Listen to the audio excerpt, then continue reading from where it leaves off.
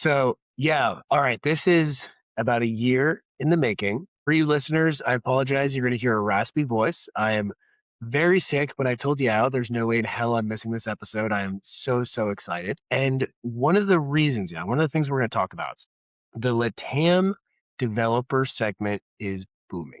We are seeing over 200% growth month over month just for LATAM developers. The only secondary is the EORs are also booming. So LATAM and EORs are really booming. Conceptually, it makes total sense. Same time zone, incredibly, incredibly skilled, a little cheaper, but not really.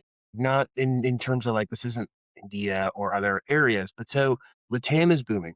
With that said, AI is disrupting things in ways that we can't even understand, and it'll change by the day. But you have built what I would call an ecosystem, not just a staffing firm.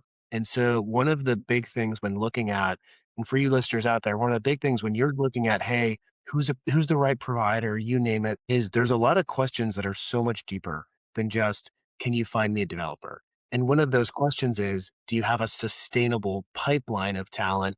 Do you know where talent is going to be in 5 years? And yeah, you've built full ecosystem. Okay. And so that's where like you'll talk about the academic line. Also, for you listeners, beecrowd is in the top 1% of solutions across human cloud. Go check out their profile right now. Yeah, badges are coming out next week. You're going to be very excited.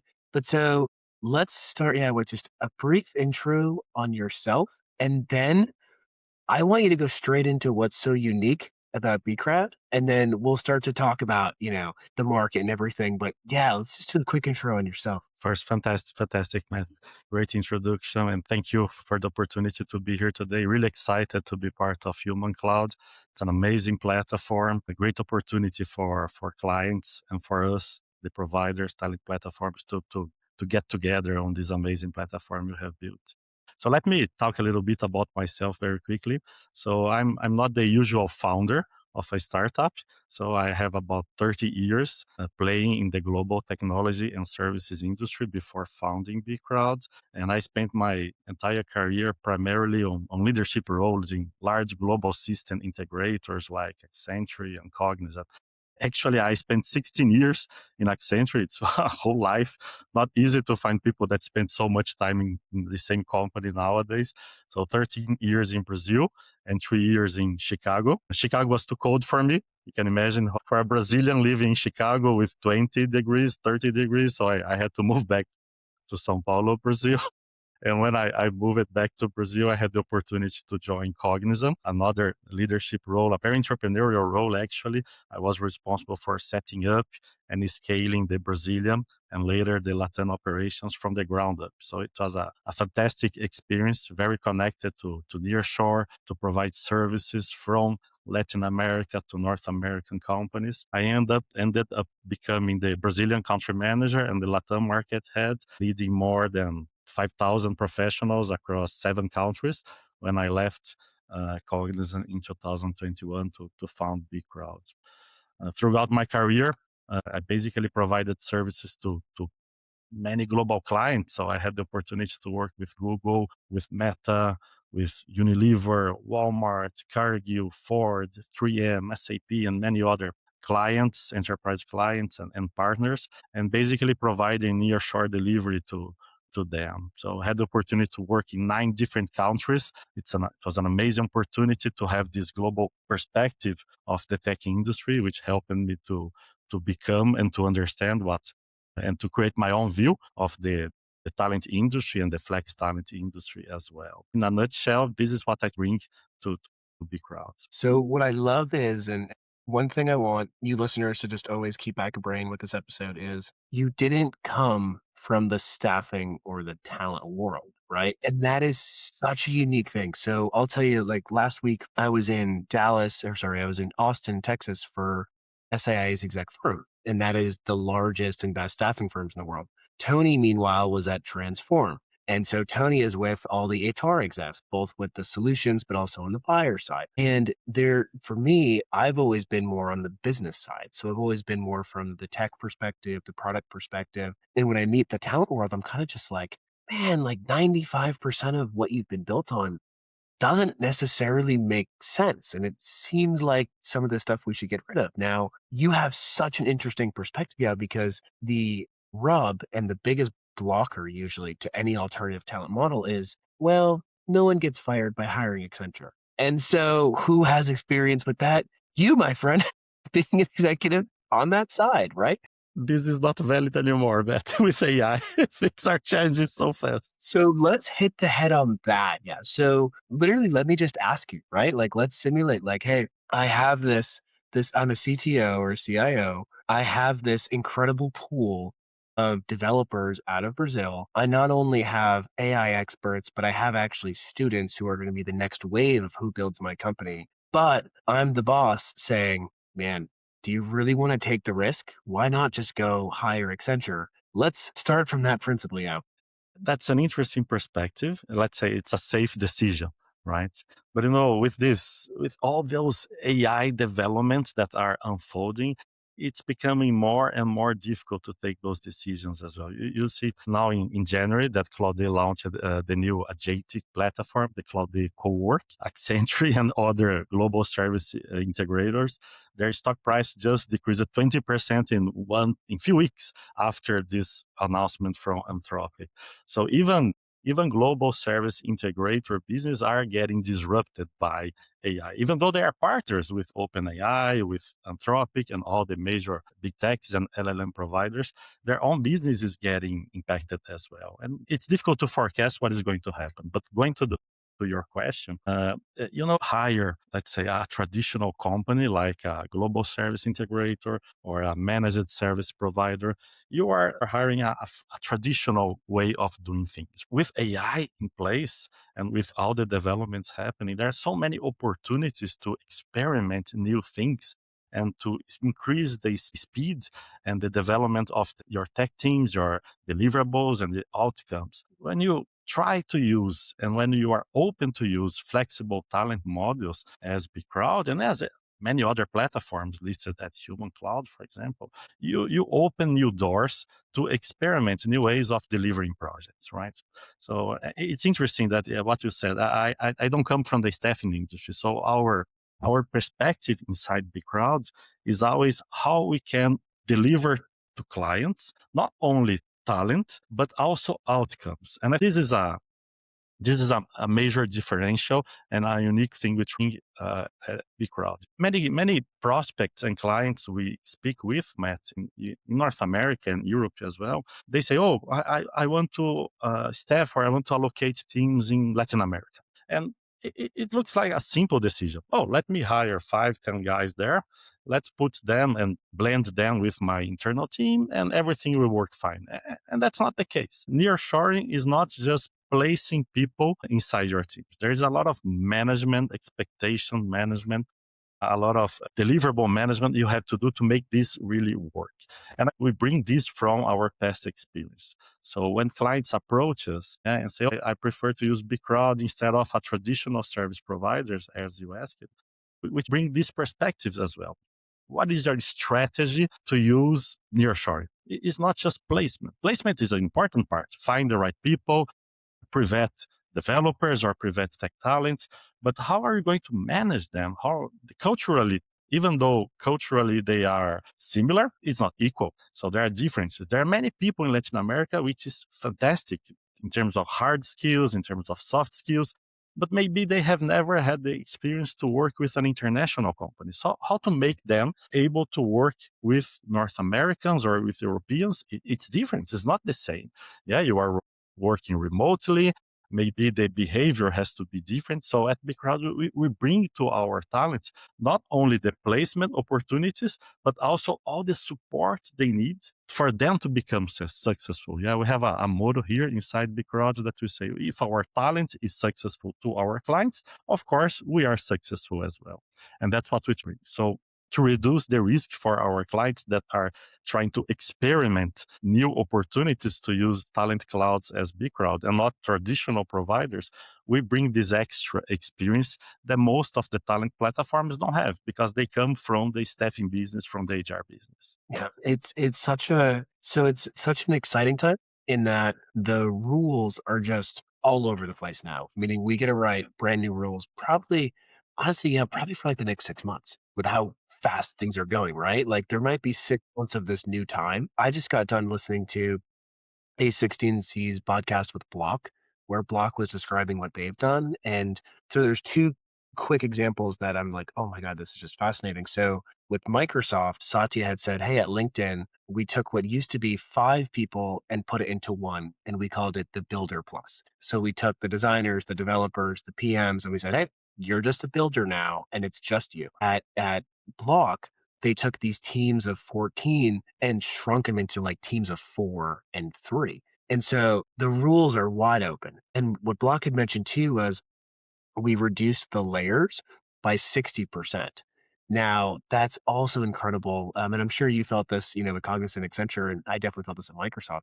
I would be like, wait, not just Satya, but like, so you're saying leadership has no idea what I do, and not until we hit 50 million will they even remotely care? Meaning like they won't even look at it. Like that's crazy. But so I really want to dig into kind of as we write the new rules of the game, which is, and I'm going to say just driving business value, right? I intentionally don't want to pigeonhole this into just development because this is going to touch every aspect of the org. But so let's walk through, give us the experience of beecrowd. Like let's kind of open up the hood and let's talk about, hey, what kind of talent is on beecrowd? What's the relationship? Am I hiring beecrowd, not the individual? Are we working based off outcomes? So are we, coming together every 2 weeks for sprints? But let's kind of open up this hood, and I want to make sure too that I plug your university model and the fact that you do have this like holistic talent management where if all of a sudden students no longer have value, well,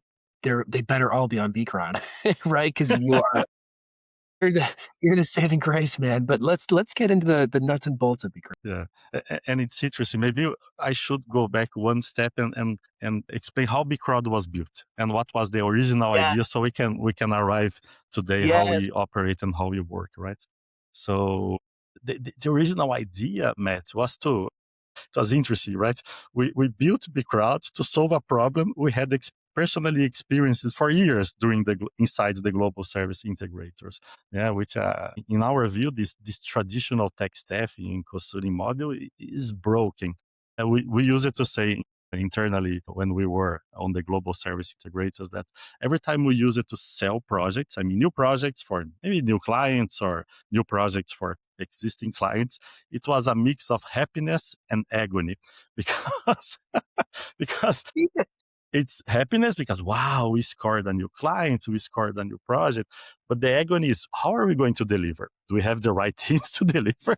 Do we have the teams with the consistent quality we need to deliver? And sometimes even though those companies have enormous teams, 300,000 people, 700,000 people, it's not enough to deliver, right? Maybe you don't have the skill you need, or the skill you need is not in the place where the client is, if the work is not remote. So we were actually founding the crowds to solve this problem we were experiencing ourselves. So in 2021, myself and two other fellow executives, Juliana Miller, which is our Chief Corporate Officer, and Celso Barbosa, which is our CTO, we decided to build a platform to solve this problem we were facing, right? Uh, during our life in the GSIs, we had major opportunities to work with great leaders like Frank Souza, which is former CEO of Cognizant, Raj Mehta, which is the former president, Santosh Thomas, which was the head of growth markets at that time, and my boss, Ambumo Pidari, was the head of practices delivery. So we tested the idea with them before actually founding beecrowd. And their reaction was quite positive. So, oh, maybe this is the next wave, the next generation of IT services companies. So, wow, jump on it. Yeah, this validation was important for us to start the company. But the way we started was completely different because we thought, oh, so let's now build a marketplace as a traditional marketplace, a talent marketplace.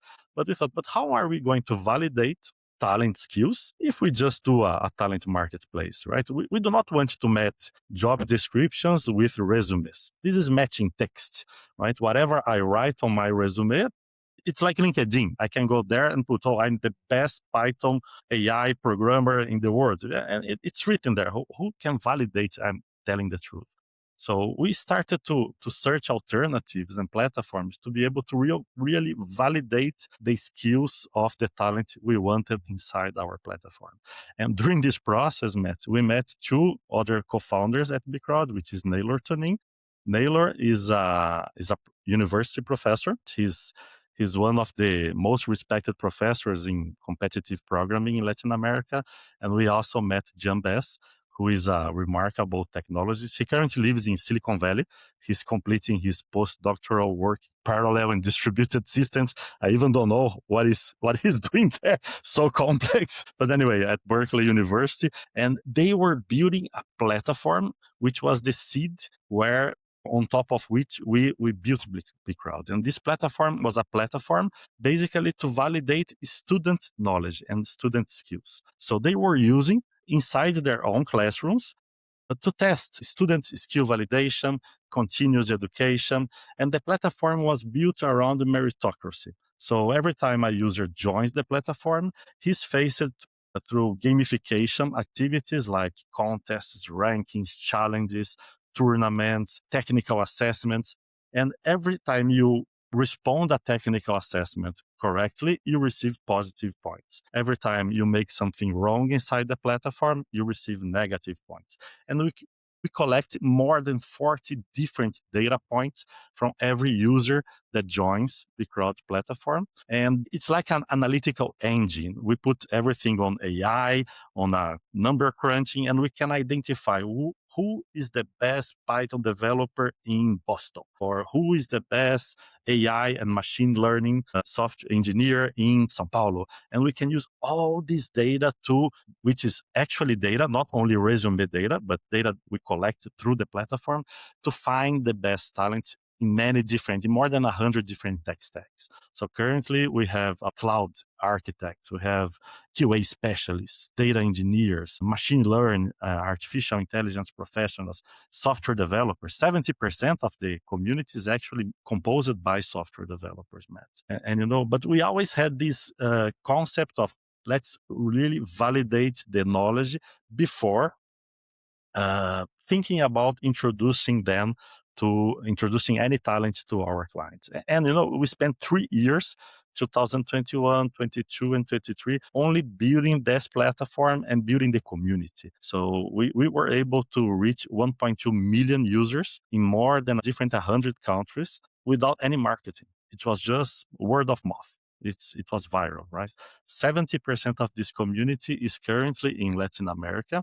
And every day, Matt, 500 new talent joins the platform without any marketing. We have never done any marketing campaign to source talent. Once we created this community and we were able to identify, to join beecrowd, you don't need to be looking for a new job. You can join to have fun, or just to compare your skills with other user skills to see if you are at level, at par, below level, above their level. So it can be used for self-development as well.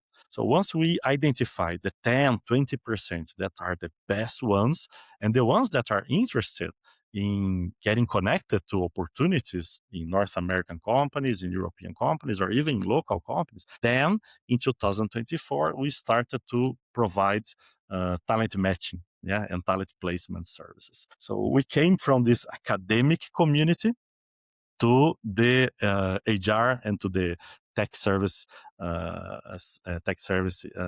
business, but it was a different way, right, from the most of the talent marketplaces. It was an interesting journey so far. Now, I'm so glad you finally told that story of the 3 years in, honestly, I wouldn't even call it in development. It was kind of like 3 years in infrastructure management for what is kind of the talent operating system for high quality developers, software, you name it. So now I want to get into crossing that bridge from, let me ask a clarifying question.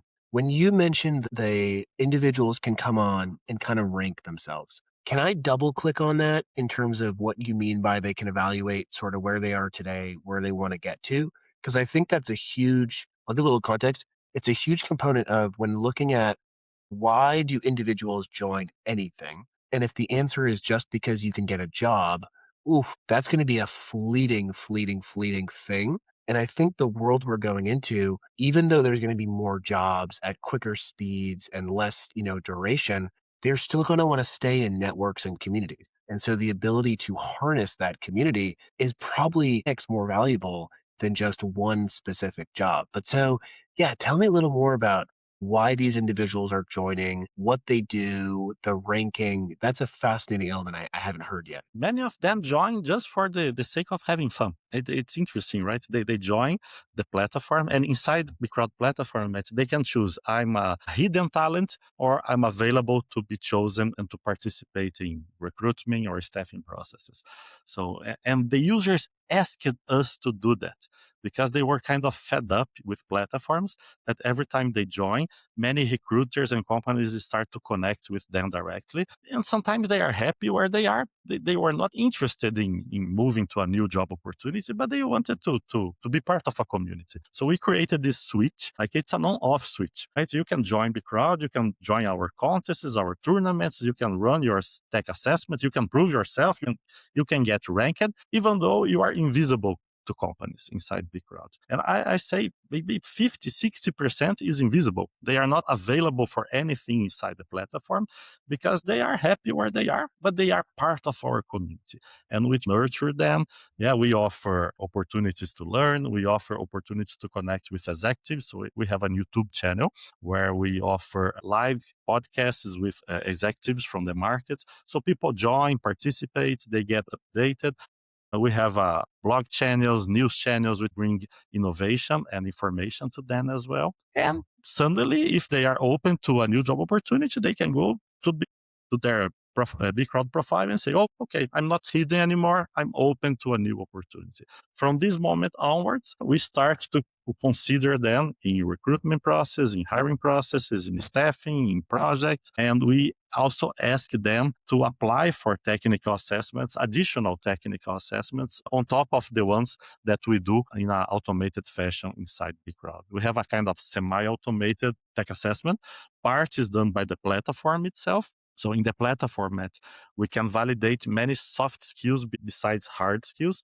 So in terms of logical reasoning, rationale, how you understand a problem and find a solution. So how you work under pressure. When you are in a programming contest, for example, you have to work under pressure. If you try to solve things by trial and error instead of really thinking before proposing a solution. So all this data is captured through the platform, so we can form like a map of each talent and do the best matching process possible. So in a nutshell, this is what the users find inside beecrowd. We have an academic part that we license to universities and professors, and they use all this technology, Matt, inside the classroom, which can be a presential classroom or can be an online classroom, and they can follow the student evolution in real time, the same way we follow our users' evolution inside the platform in real time as well. So some companies come to us and they say, oh, I need to hire 10 trainees.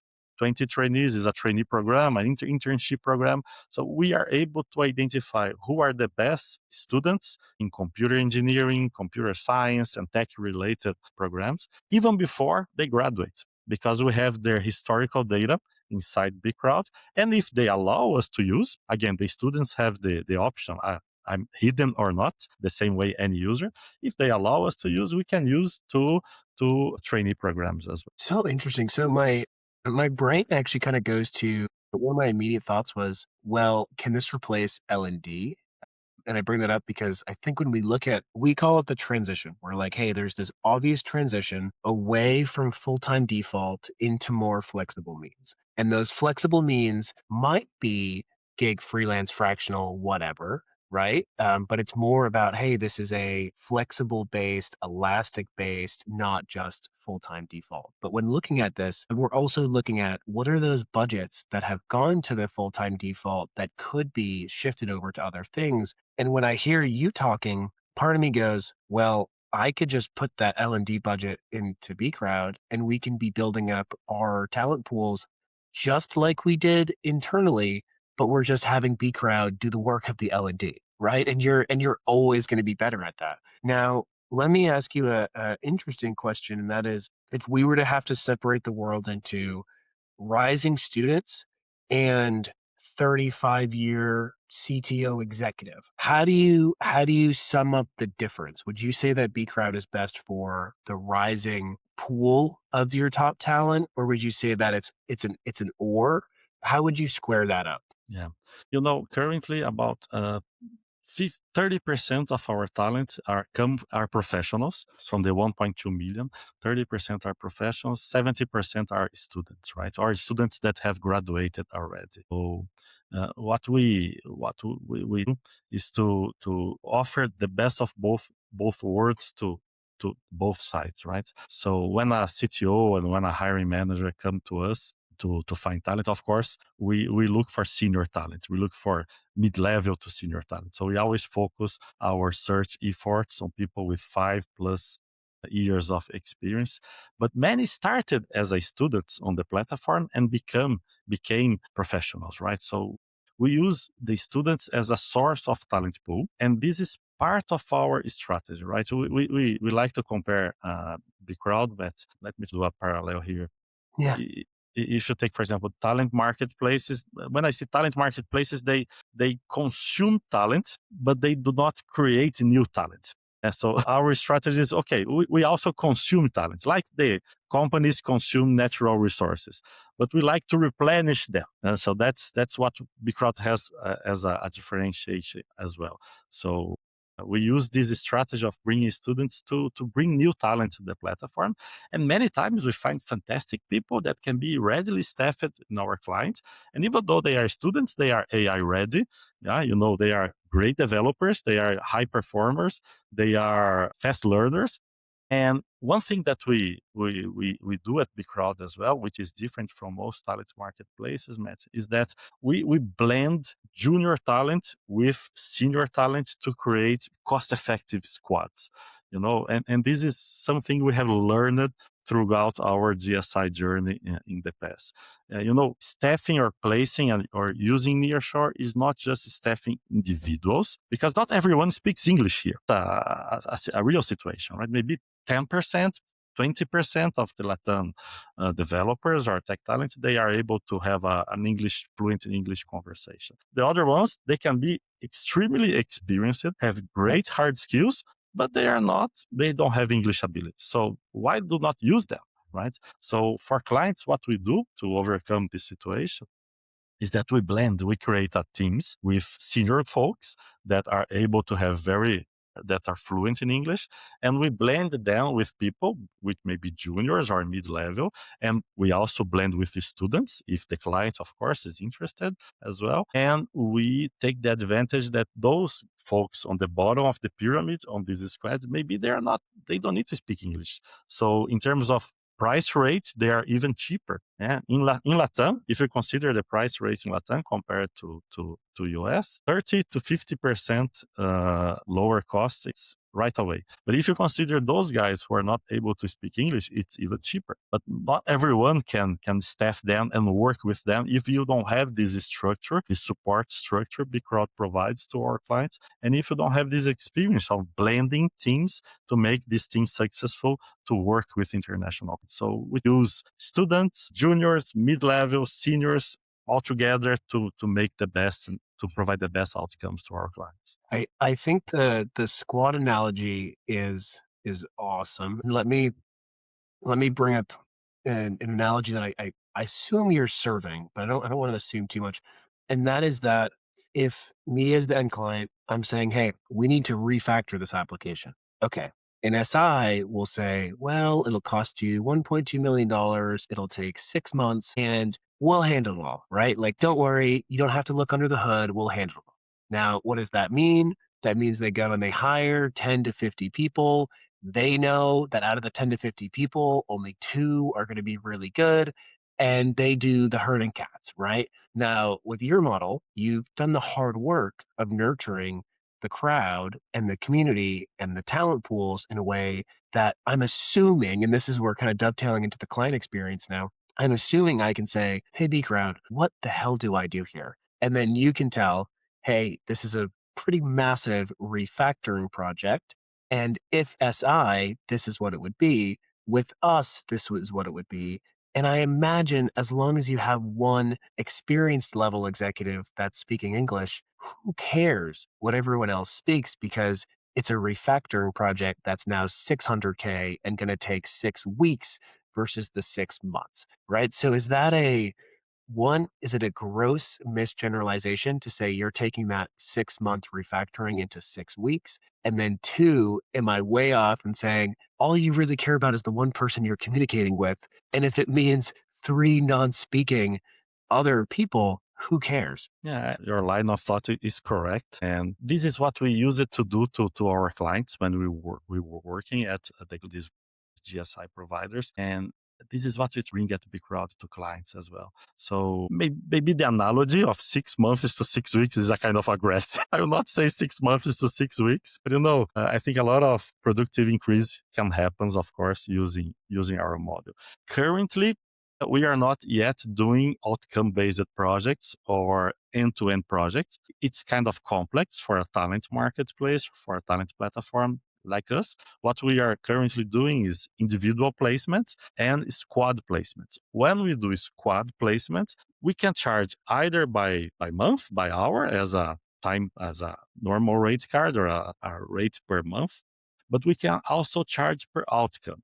And this is an important thing to mention because more and more we are seeing clients and prospects looking for outcome-based engagements and not only time-based staffing. With AI developments and using AI agents, this is going to increase even more. Like this kind of time-based staffing, it's becoming more and more outdated because with agents and with all the KPIs you can collect using AI on your teams, you can start measuring them by real results. And if I am a hiring manager, if I was a CTO or a client, of course, I want to pay by results much more than by time, actually. So we are trying more and more to move from time-based to outcome-based engagements, but it's a process. And we also find clients that they say, oh, I don't care about that. I just want this 1, 2 squads, or maybe 1, 2 senior engineers, and I want you charge me by month. And that's okay as well. Yeah, we respect not everyone is also ready to this move. So we always say don't reinvent the wheel, meaning if the client wants to go hourly, monthly, whatever, let them. I think, and keep me honest here, I think it's mostly a factor of how much do you know or how much do you want to do the work. Meaning that if I'm the CTO, CIO, and I'm okay with creating the brief, creating the roadmap, creating the milestones, then you know what I'm okay with monthly and hourly, and I know what I'm getting right, and I'm okay with that. If you're not, and you're the non-technical, or I mean maybe you just want the outcome based, also makes more sense. That also dovetails into when we look at AI. So I'm going to work my best here to make sure that this episode goes out by next Thursday, just because it's so time precious, right? But so when we talk about AI and we talk about your model and the SI model, where do you think AI stands today? Where do you think it'll be tomorrow? And like literally tomorrow, not like the Yeah, 5 years the from next now. hour. Yeah, like, what's Anthropic going to come out with in the next minute, right? Um, but but where do you think it's going, and what do you think the impact is going to be? Because man, this is definitely feels like the most massive transformation you've ever. Yeah, it's a huge transformation. Difficult to keep pace. As I say, it's a mix of happiness and anxiety because you are always behind schedule when you are related to AI. It's impressive, but we use AI at beecrowd as much as possible. So AI is actually embedded in our platform. So we use it as an infrastructure, not as a feature. How we have been using AI currently. So when we collect these 40 data points per user, we of course use AI to do the profile matching. When we receive a client demand, like a job description, we use AI to understand the job description and to match this job description with the skills validated of our users. And we like to say we don't match text. We are not matching job description with resume. which most companies do. Yeah, we are matching job description with actual skill validation. And that's a major differentiation, right? So we are currently experiencing a 93% assertiveness in our placements. And in 5 years, Matt, we have never had to replace a talent that was placed because of low performance. Never. So we bring 3 options to our clients for every role they create with us in our platform. And those 3 options, 93% of time, we are certain it's the talent our clients need. Other things we are using AI for. So internally, to help our users to learn more. So we are using AI to provide feedback to the users when they participate in a tech assessment or in a coding challenge inside the platform. We have a Beatrice, which is the name of our AI tool, and Beatrice talks to them, giving them feedback. And not only if it's right or wrong, but with Shape Beatrice, as if Beatrice was a tech leader or a senior developer giving feedback to a junior or to a mid-level developer, so they can learn with this process and they can improve their speed of learning. For professors, we are also using AI tools to help professors on building exercises, exams. So professors can use AI to create new exercises to their classrooms, can use AI to create the test cases for these exercises. They can use AI to facilitate all this process for their students. So we are using in the HR side of our business on the matching, but we are using on the academic side of our business. But there's something that we started to implement, but there's a long run here, which is how to blend humans and AI agents when clients ask us squads. So currently our squads are building by humans. But of course, in the near future, we are going to blend humans plus AI agents, and those AI agents will perform or will complement the work of humans. So we are experimenting that to be able to test this model, and even for clients to accept. Not all clients accept AI agents. So why you are selling me this agent and not a human? I need someone that I can talk with. So it's a learning process for both sides, for talent marketplaces and for talent platforms like us, but also for the clients. So I think there's 3 things that are going across my brain. And the first is when I look at traditional staffing firms, and these are like the traditional mid, actually even the large ones, but you'd be surprised just because a staffing firm might be in the IT space for 30 plus years does not mean that they're actual experts in technology. And that one is like mind blowing to me, right? I'm like, wait, so actually you're just best at taking, and this is the funny part, the second part, taking the resumes, having a human read them, and then having a human reach out to all the people that might fit that resume. And it does, you know what a resume is? It's like autonomous driving. Remember when people were like, we're still kind of in the phase, people are like, oh, but if it's a computer that gets into a car accident, like that's a terrible thing. Whereas if it's a human, for some reason we give it a pass. Well, if you had all autonomous vehicles, there would be no crashes. But if you have human and human autonomous, that's what kind of mixes it up. So we're really dealing with this weird thing where some tasks are just better when done by AI, and we just need to give it up and be like, hey, reading the job description, matching the skills. I don't know if a human should be doing that. But so my last point though is when you bring up this coming back to the like real expertise from the solution themselves, where do you see the actual value being differentiated and stuck? And what I mean by that is for our listeners, what do you think is going to actually stay valuable if done by humans versus what do you think is going to be automated? And I ask this in a way because I think one of the biggest questions in this transition is if I'm looking at, say, $1 billion of my labor budget, well, I might not be technically savvy enough to know how to place that within agents and humans, but someone like you probably does. And so, yeah, where do you think that unique human labor budget, where is it going to stay? Is it all going to go to sales? Is it going to literally just be 90%, slashed in terms of, the development budget? What do you think is going to stay uniquely human? Yeah, it's a difficult question, Matt. Not sure. Not sure if my crystal ball is connected to the internet properly to answer this Yeah, question. fire up Claude and ask, yeah, copy and paste. Let's ask ChatGPT. No, just kidding. But, but in our view here at beecrowd is that there are things that human excels AI in terms of creativity, in terms of orchestration. And AI is going to replace some jobs, mostly the operational, intellectual, but operational jobs. So if you are maybe a software developer or a person who monitors, do monitoring, cloud monitoring, those repetitive tasks, they can easily be replaced by AI. So more and more people will be orchestrating AI tools, either agents or whatever the name of those tools will be in the future.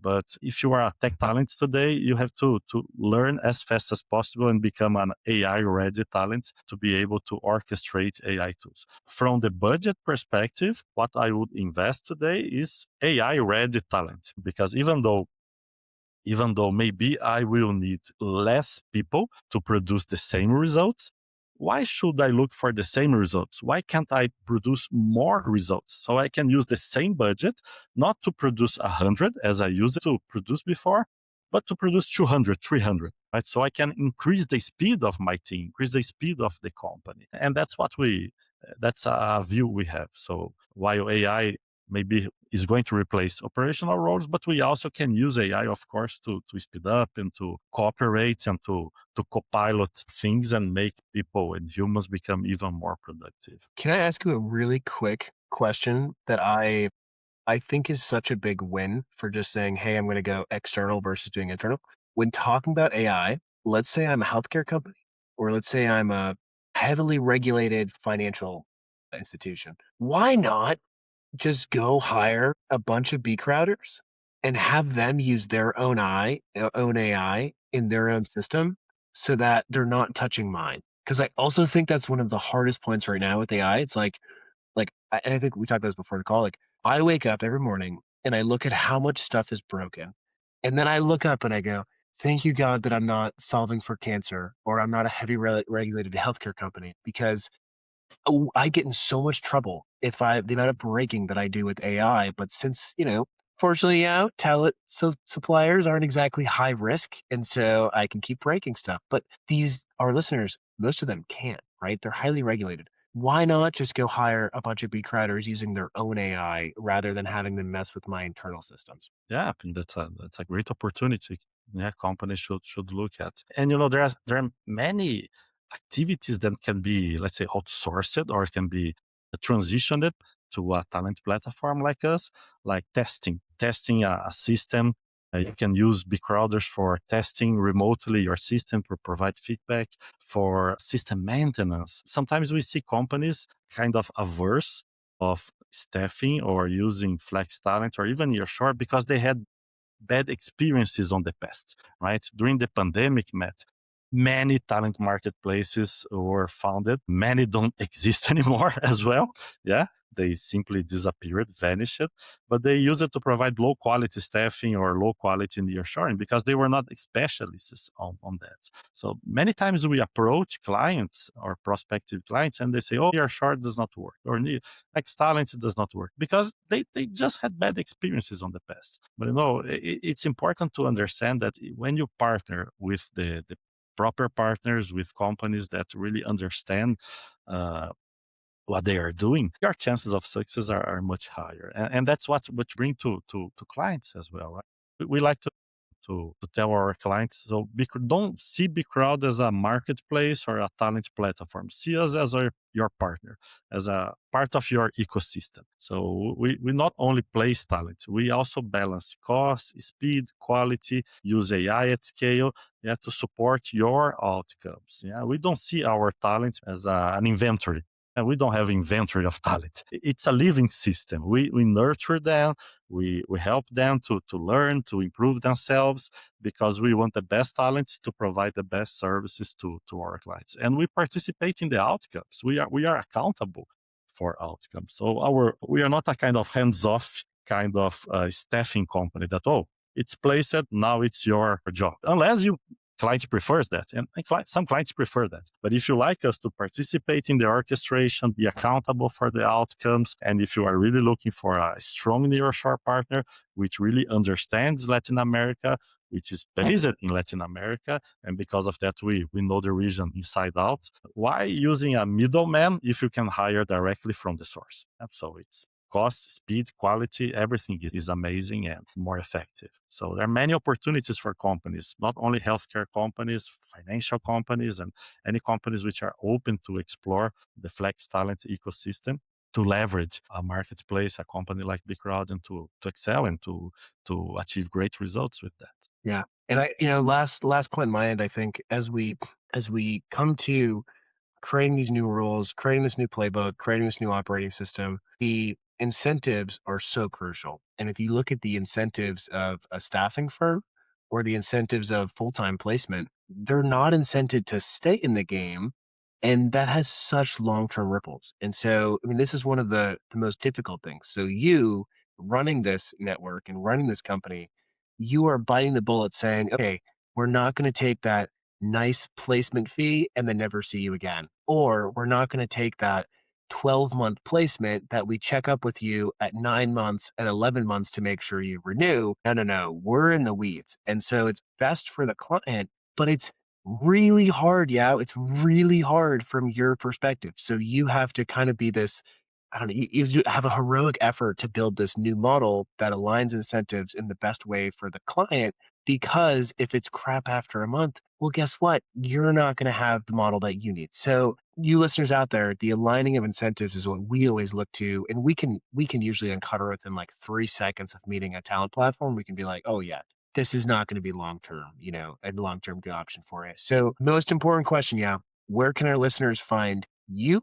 Where can they find beecrowd? And what is the one thing you want them to do right now? What I want them to do, go to beecrowd.com, create your account. If you are a talent, create your talent account. If you are a company, go to beecrowd, select a company account. Just open your account. It costs nothing. We only charge when the success happens. We don't charge for using the platform.